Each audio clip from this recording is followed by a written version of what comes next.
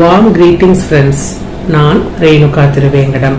என்னுடைய எல்லா வீடியோக்களும் ஃபேமிலி லாவை மையப்படுத்தி படிக்கிற ஸ்டூடெண்ட்ஸ்க்கு ஹெல்ப் பண்ற விதத்துல ஃபேமிலி லாஸ்ல இருக்கிற செக்ஷன்ஸ் எல்லாம் என்ன சொல்லுது, அது ரிலேட்டடான லேட்டஸ்ட் ஜட்ஜ்மெண்ட்ஸ் என்ன சொல்லுதுங்கிறத பத்தி தான் வெளியிட்டிருக்கேன். இந்த வீடியோஸை பார்த்துட்டு ஸ்டூடெண்ட்ஸ் வந்து ஒரு 2 மார்க் எக்ஸ்ட்ரா வாங்கினாலும் எனக்கு ரொம்ப சந்தோஷமா இருக்கும்.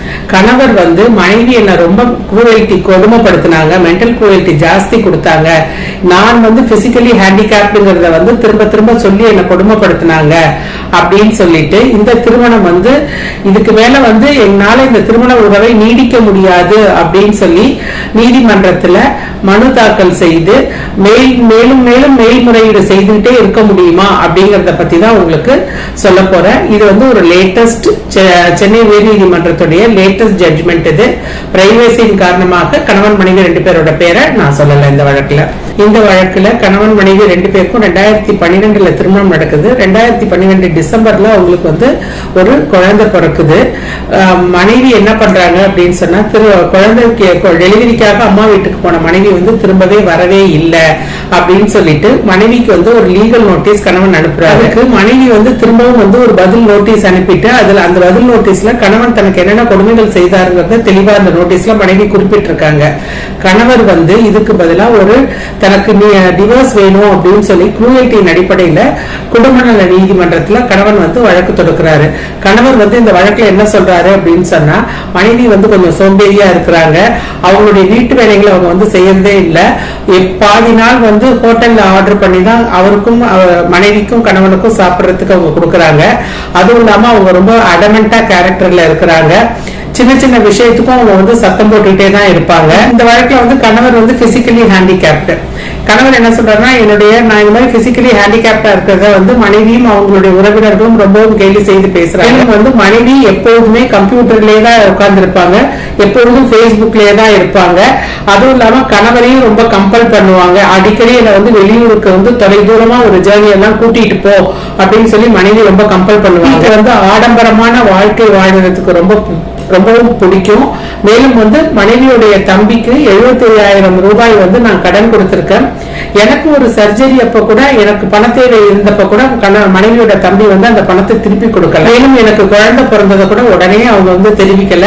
தெரிஞ்சதுக்கு அப்புறம் நான் போய் பார்க்கறதுக்கு விருப்பப்பட்டு ஹாஸ்பிட்டலுக்கு போகும்போது கூட அந்த குழந்தைய மனைவியும் அவங்களுடைய உறவினர்களும் பார்க்கவே விடல. வந்து கணவனுடைய லேப்டாப் அவங்க வச்சிருந்தாங்க. கணவனுக்கு வந்து ஆன்லைன் கிளாஸஸ்க்கு வந்து அந்த லேப்டாப் ரொம்பவும் அவசியமா இருந்தது, அதை கூட அவங்க வந்து கொடுக்கல. அதுவும் இல்லாம தன்னுடைய தாலியை வந்து அவங்க வந்து போட்டுக்கிறதே இல்லை, அதை கழட்டி கணவன் கிட்டே அவங்க கொடுத்துட்டாங்க. கணவன் வந்து ஒரு சர்ஜரி பண்ணி ஹாஸ்பிட்டல் இருக்கும்போது மனைவியோட உறவினர்களோ என்ன வந்து பார்க்கவே இல்லை. அதனால எனக்கு விவாகரத்து வேணும் அப்படின்னு சொல்லி கணவர் வந்து மனு தாக்கல் செய்திருந்தாங்க. மனைவி அதுக்கு பதிலா அவர் சொல்லியிருக்க காரணங்கள் எல்லாமே பொய், எதுவுமே உண்மை இல்ல, நான் வந்து கம்ப்யூட்டர்லயே உட்கார்ந்திருந்தேன்னு சொல்றாரு. ஆக்சுவலா நான் ப்ராஜெக்ட் தான் பண்ணிட்டு இருந்தேன். இந்த ப்ராஜெக்டுக்கு எனக்கு என்னோட கணவரே தான் ஹெல்ப் பண்ணிருக்காரு. அந்த ப்ராஜெக்ட்ல இருந்து அந்த பணத்தையும் நான் என் கணவர்கிட்ட தான் கொடுத்திருக்கேன். 2வதா அதே மாதிரி நான் வந்து என்னுடைய கணவர் வந்து ஊனமுற்றவர்ங்கிறத சொல்லி கிண்டல் பண்ணேன்னு சொன்னாரு. ஆனா அவர் அந்த மாதிரி உடல் ஊனமுற்றவர்னு தெரிஞ்சேதான் நான் கல்யாணம் பண்ணிக்கிட்டேன். அப்படி இருக்கும்போது நான் எப்படி அந்த மாதிரி அவரை கிண்டல் பண்ணுவேன்? அண்ட் அதுவும் இல்லாம என்னுடைய கணவருடைய ஊனம் வந்து வெளியில தெரியவே தெரியாது, அவர் தாராளமா 2 வீலர் எல்லாமே ஓட்டுவாரு. அதுவும் இல்லாம கணவர் வந்து என்னுடைய சர்ஜரி எப்ப நான் வந்து பார்க்கவே இல்லைன்னு சொல்றாரு. எனக்கு அவர் சர்ஜரி பண்ணிக்கிட்டதே தெரியாது. அப்படியே இருந்தாலும் எனக்கு பிரசவமாகி 23 நாள்ல அவருக்கு வந்து சர்ஜரி பண்ணிருக்கு. நான் கை குழந்தைய வச்சுட்டு என்னால போய் கணவரை வந்து பார்த்திருக்க முடியாது. மேலும் வந்து என்ன வந்து என்னோட கணவருடைய பேரண்ட்ஸ் வந்து ரொம்பவுமே இல்ட்ரீட் பண்ணாங்க.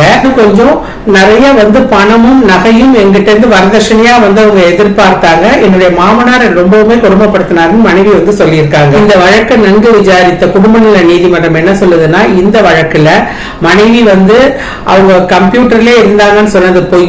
அவங்க வந்து அவங்களுடைய ப்ராஜெக்டை கம்ப்ளீட் பண்றதுக்காக தான் அந்த வேலையில இருந்தாங்க. அதுல இருந்து வர பணத்தையும் அவங்க கொடுத்திருக்கிறாங்க.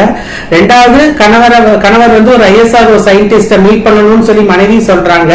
அதை கம்பல் பண்றாங்க. அதுக்கு வந்து ஒரு ஜேர்னி போகணும்னு சொல்றாங்க. அது வந்து அதை வந்து குரூவல்டின்னு கணவர் சொல்றது பொய். மனைவி வந்து தனக்கு காட்டு, ஒரு ரெஃப்ரிஜரேட்டர், ரெஃப்ரிஜரேட்டர், ஃப்ரிட்ஜ், சில புடவை எல்லாம் வேணும்னு கேக்குறாங்க. அது வந்து லக்ஸூரியஸ் லைஃப் லீட் பண்றதுக்காக மனைவி கேக்குறாங்கன்னு கணவன் சொல்றதும் ஒத்துக்க முடியாது. மனைவி கருத்தரிச்சு இருந்ததுனால அவங்களால சமைக்க முடியாத சமயங்கள்ல கணவன் கிட்ட ஹோட்டல்ல வாங்கி சாப்பிடலாம்னு சொல்லியிருக்காங்க. அதுவும் வந்து கொடுமையா கணவர் சொல்லியிருக்காரு. இதையும் ஒத்துக்க முடியாது. மனைவிக்கு குழந்தை பிறந்த பிறகும் கணவர் வந்து மனைவியை பாக்குறதுக்கு போயிருக்காரு. ஆனா லாட்ஜ்ல தங்கிட்டு குழந்தையும் மனைவியும் லாட்ஜுக்கு வந்து பாருன்னு கணவர் தான் சொல்லியிருக்காரு. அதுவும் ரொம்பவும் தவறு. அந்த இடத்துல வந்து அவர் தன் மனைவி மேலேயும் தன்னுடைய குழந்தை மேலேயும் அவருக்கு லவ் அண்ட் அஃபெக்ஷன் இருக்குங்கிறத அவர் நிரூபிக்க தவறியிருக்காரு. அதே மாதிரி லேப்டாப் கொடுக்கலன்னு சொல்றாரு. அந்த லேப்டாப் வந்து மனைவியோடதுதான். அதை அவர் எடுத்துட்டு போய் உபயோகப்படுத்தி இருக்கிறது மட்டும் இல்லாம அதுக்கான சார்ஜஸ், அதாவது இந்த டேட்டா சார்ஜஸ் எல்லாம் கூட அவர் பே பண்ணல. அதெல்லாம் மனைவி தான் பே பண்ணிருக்காங்க. அதை வச்சுட்டு எனக்கு வந்து ப்ராஜெக்ட் பண்றதுக்கு ஆன்லைன் கிளாஸஸ்க்கு வந்து மனைவி லேப்டாப் கொடுக்கல, என்னுடைய லேப்டாப்பை கொடுக்கலன்னு சொல்றது குரூயல்டின்னு கணவர் சொல்லியிருக்காரு. அதுவும் சரியில்லை. சர்ஜரி அப்போ மனைவி வந்து ஹெல்ப் பண்ணலன்னு சொல்லியிருக்காரு. மனைவிக்கு அப்ப வந்து குழந்தை பிறந்து 23 நாள் தான் ஆயிருக்கு. அந்த கை குழந்தைய வச்சுட்டு மனைவியால வந்து எந்த மாதிரி அவருக்கு கணவருக்கு ஹெல்ப் பண்ண முடியாது. அதையும் ஒரு குரூயல்டின்னு சொல்லியிருக்காரு. அதுவும் தவறு. மனைவி வந்து ஒரு லெட்டரை வந்து சாட்சியமா கொடுத்திருக்காங்க. அதுல இருந்து கணவர் அவருடைய அப்பாவுடைய ஆதிக்கத்துல அதிகாரத்தின் கீழே தான் இருக்கிறாருங்கிறது தெரியுது. ஆனா அதையே வந்து மனைவி அவரோட அம்மா தான் சரியில்லைன்னு கணவர் சொல்லியிருக்காரு. அதுவும் தவறு. ஃபேமிலி விஷயங்கள் எல்லாமே, குடும்ப விஷயங்கள் எல்லாத்தையுமே அவங்க அப்பா தான் முடிவெடுக்கிறாருங்கிறதுக்கு இது வந்து ஒரு உதாரணம் தான். கணவர் வந்து ஒரு லீகல் நோட்டீஸ் அனுப்பியிருந்தாரு. மனைவி கிட்ட அவர் என்ன கேட்டு இருந்தாருன்னா அன்கண்டிஷனல் அப்பாலஜி, அதாவது மன்னிப்பு வந்து தப்பு செஞ்சிருக்கையோ செய்யலையோ நீ தான் தப்பு செஞ்சேன்னு என்கிட்ட மன்னிப்பு கேட்கணும்னு சொல்லியிருக்காரு. அது மிகவும் தவறு. அது மட்டும் கேட்கல அவரு, அதுலயே வந்து மியூச்சுவல் கன்சென்ட்க்கு வா அப்படின்னு சொல்லி மனைவி கிட்ட சொல்லியிருக்காரு. அதுவும் தவறு. இது வந்து கணவர் தான் வந்து மனைவியோட வாழ விருப்பம் இல்லை அப்படிங்கிறது இதுல இருந்து நல்லா தெளிவா தெரியும். இதன் அடிப்படையில கணவர் வந்து மனைவி தன்னை வந்து குரூயல்டி பண்ணாங்க அப்படின்னு சொல்லி வழக்கு தொடர்ந்திருக்காரு. அந்த குரூயல்டி வந்து கணவரால நிரூபிக்கப்படலை அப்படின்னு சொல்லிட்டு கணவர் தொடுத்த டிவோர்ஸ் வழக்க தள்ளுபடி செஞ்சிருது கீழமை நீதிமன்றம்.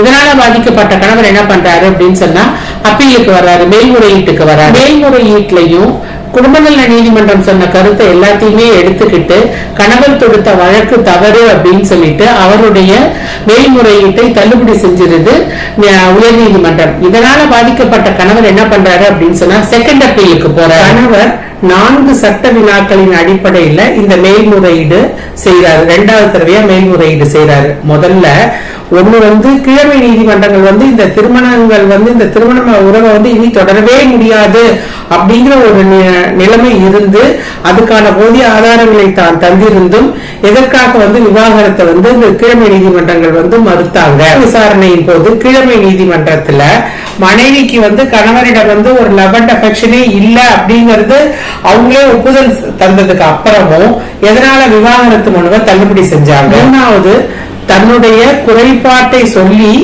மனைவியும் மனைவியை சார்ந்தவங்களும் தன்னை வந்து கேலி பண்ணாங்க, கிண்டல் பண்ணாங்கிறது தெரிஞ்சும் அது வந்து தனக்கு இழைத்த மிகப்பெரிய கொடுமை அப்படிங்கறது தெரிஞ்சும் நீதிமன்றங்கள் எதற்காக வந்து என்னுடைய டிவோர்ஸ் பெட்டிஷனை தள்ளுபடி செஞ்சாங்க. 4வதா கணவர் வந்து நான் என் மனுவில வந்து நிறைய குற்றச்சாட்டுகள்ல வந்து மனைவி இது மாதிரி எல்லாம் சொன்னாங்கன்னு சொல்லியிருக்கேன்.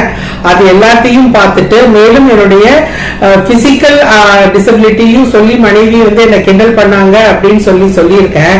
இது எல்லாமே சாதாரண திருமண வாழ்வுல நிகழும் நிகழ்வு தான். இது ஒன்றும் பெரிய குரூயல்டி இல்லைன்னு சொல்லியிருக்காங்க. ஒரு மனிதனுடைய பிசிக்கல் டிசபிலிட்டிய அவங்க வந்து சாதாரண நிகழ்வு தான் அப்படின்னு சொல்லி எப்படி வந்து ஒத்துக்க முடியும்? இந்த வழக்குல கணவர் வந்து தன்னுடைய ஊனத்தை மனைவியை சார்ந்தவர்களும் சொல்லி என்ன ரொம்ப வந்து ஹியூமிலேட் பண்ணாங்க, கொடுமைப்படுத்தினாங்கன்னு சொல்லியிருக்கிறாரு. தொடர்ந்து வந்து ஒரு ஹராஸ்மெண்ட் பண்ணிட்டே இருந்தா எப்படி சேர்ந்து வாழ முடியும்?